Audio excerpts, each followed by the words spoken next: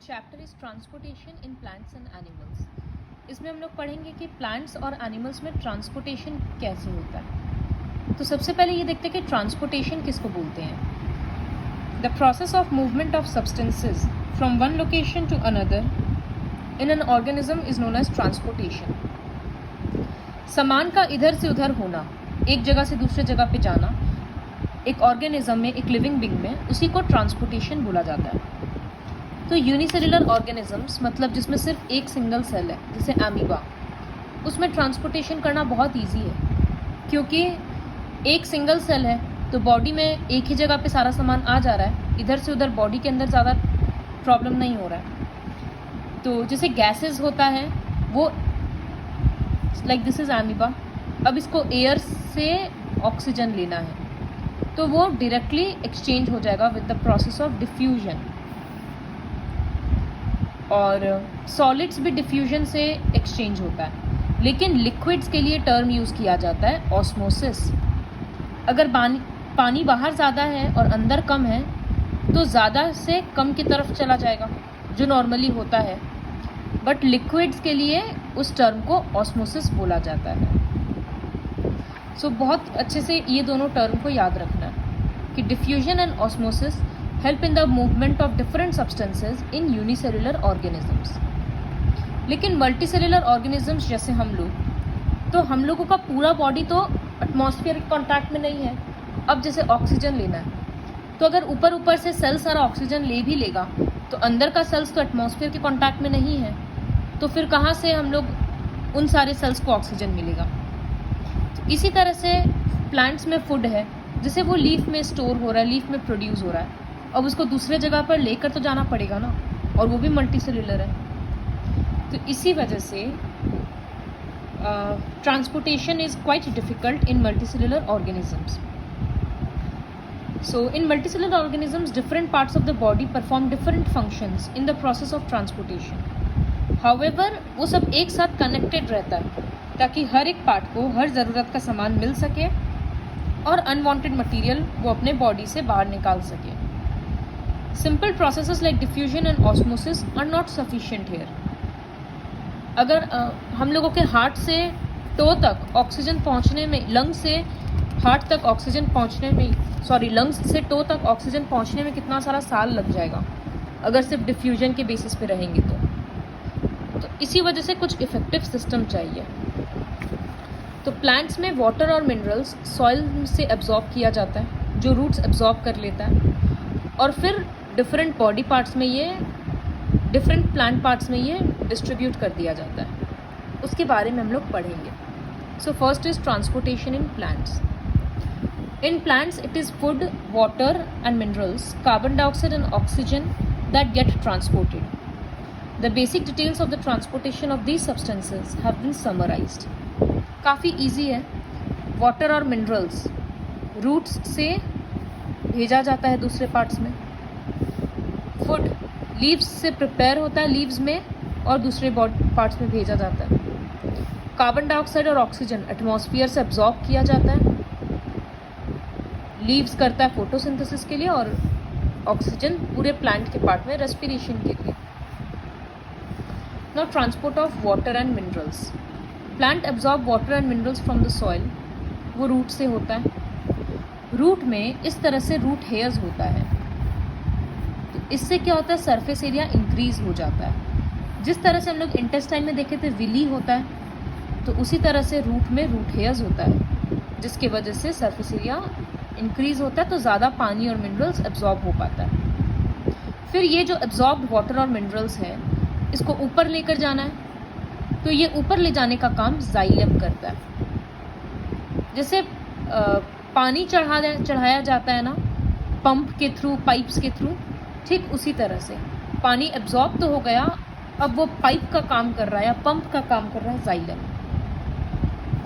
There is a separate network of tubes that transport food.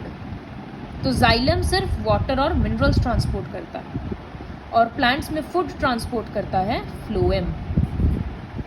And together they are known as vascular tissues और vascular bundles.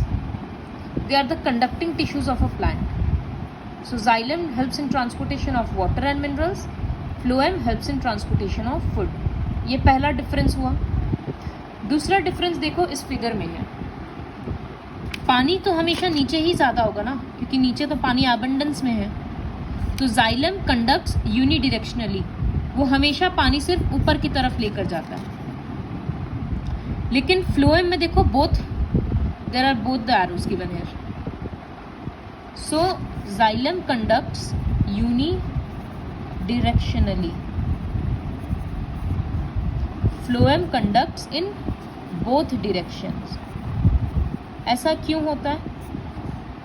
Suppose ऊपर पत्ता है, leaf है, तो खाना नीचे जा रहा है स्टोर होने, फिर जब प्लांट फोटोसिंथेसिस नहीं कर पाता है किसी भी कारण से, तो वही स्टोर्ड फूड वापस ऊपर जाता है। तो इसी वजह से ये बोथ डायरेक्शन में कंडक्ट करता है। These are the two basic differences between xylem and phloem. ये एक एक्टिविटी है जिसमें दिखाया जा रहा है कि पानी देखो एब्जॉर्ब हो रहा है। तो एक बीकर में रेड वाटर लिया गया है, मतलब वाटर में रेड इंक डाल दिया गया है, और एक में ब्लू इंक। फिर एक वाइट कलर का कोई भी फ्लावर लिया गया और इस तरह से उसको स्टेम 2 पानी में डिप कर दिया गया। तो जैसे जैसे 1-2 दिन के बाद पानी ऊपर जाएगा तो रोज़ में दोनों कलर आ जाएगा, रेड और ब्लू दोनों। तो इससे समझ में आ रहा है कि there is something in the plant, in the stem of the plant which is absorbing water, और यही पानी ऊपर जा रहा है। Next is transpiration in plants. So what is transpiration? Transpiration is the evaporation of water molecules in the form of water vapor from the plant surface, especially from the stomata on its leaves. जिस तरह से हम लोगों के body में access पानी होता है, तो हम लोग कैसे बाहर निकालते हैं? स्वेट के फॉर्म में या यूरिन के फॉर्म में। तो ठीक उसी तरह से प्लांट के सरफेस में भी एक्सेस पानी होता है प्लांट के बॉडी में, तो वो उसको वाटर वेपर बनाकर स्टोमाटा के थ्रू बाहर निकालता है। इसी प्रोसेस को ट्रांसपीरेशन बोलते हैं। The plant absorbs water and minerals and nutrients from the soil. While most of the minerals are utilized, water is not fully used up. Plants जब water और minerals absorb करता है, minerals तो सारा काम में आ जा रहा है, लेकिन पानी excess हो जाता है, और इसी excess water को वो evaporate करके बाहर निकालता है। Transpiration is beneficial to the plants. ये फ़ायदेमंद क्यों है? Because it creates a suction pull, which helps water to be transported to greater heights in tall trees. जैसे हम लोग क्या बोले कि जाइलम ऊपर पानी को पहुंचाता है, लेकिन जो बहुत टॉल ट्रीज होता है जैसे कोकोनट, तो उसमें ग्रेविटी के इतना अगेंस्ट पानी को ऊपर कर पाना सिर्फ जाइलम के बस का बात नहीं है, क्योंकि पानी ऊपर जा रहा है और ग्रेविटी उसको नीचे टान रहा है, और कोई मशीन तो है नहीं कि वो एक बार में पहुंचा देगा। तो ये सक्शन पुल बहुत ज़रूरी होता है। जितना पानी एवापोरेट हो जाएगा उतना प्लांट को नीड और होगा, तो वो पानी को अपने आप खींचेगा। जिस तरह से जब हम लोग को ज़्यादा प्यास लगता है तो हम लोग ज़्यादा पानी पीते हैं, तो the more we will feel thirsty the more water we will drink.